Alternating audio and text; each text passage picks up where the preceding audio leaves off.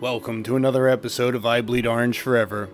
One thing that is synonymous with the Stanley Cup playoffs are playoff beards.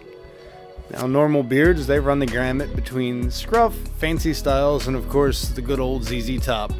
And with the NHL, it's not much different. So, here are my personal favorite playoff beards. In an aside, as a natural blonde, it's very difficult for me to grow a full beard, so understand that my reverence for a beard comes with a bit of jealousy for those that can grow more than a patchy stubble.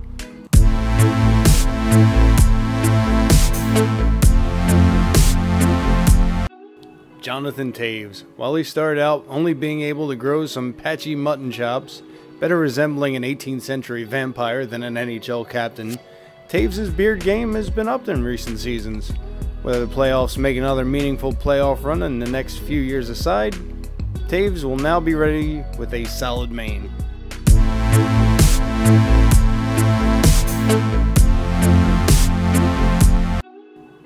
Philly fan favorite Scott Hartnell grew both his hair and his beard out for the 2010 playoff run, and he never looked back. With all that hair covering, he looked like Chewbacca, though I don't remember old Chewie falling down as much.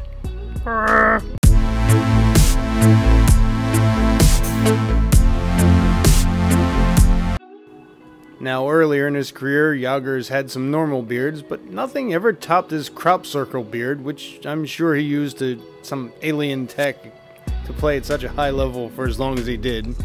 What may top that is his Ambrose Burnsides from his time with the Bruins.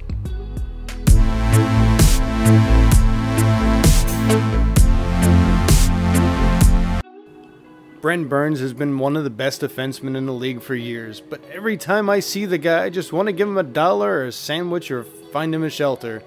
Hold on, Brent, I'm setting up a GoFundMe account for you.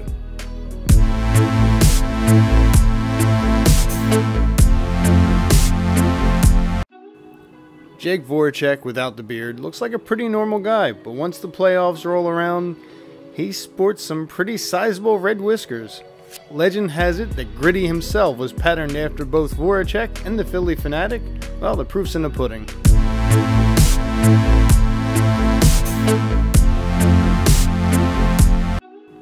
The last entry on this list is going to seem like an odd one for me.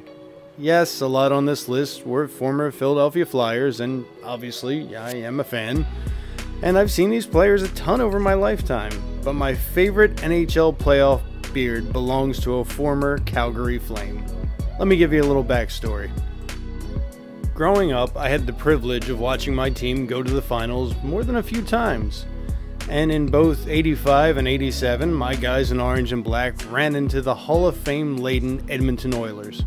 While 85 was a quick 4-1 loss to the Oils, 87 finals saw the Flyers lose in heartbreaking fashion in Game 7. Needless to say, the name Gretzky was a 4-letter word in my house for a long time.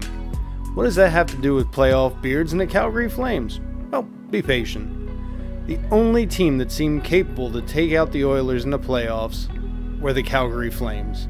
Anytime the Battle of Alberta raged, I became a hardcore Flames fan. That team boasted a team chock full of all-time greats. Doug Gilmour, Joe Mullen, Hockenloob, Al McGinnis, Gary Suter, younger guys like Gary Roberts, Theo Fleury and Joe Nieuwendyk, and rock-solid goaltending from Mike Vernon. But the 35-year-old, 16-year veteran and captain Lanny MacDonald was my hero. In 88-89, he was in his last season in the NHL, and his stats started dwindling, but his leadership was unquestioned. Lanny's red mustache alone was the stuff of legends, putting most Western movie cowboys to shame.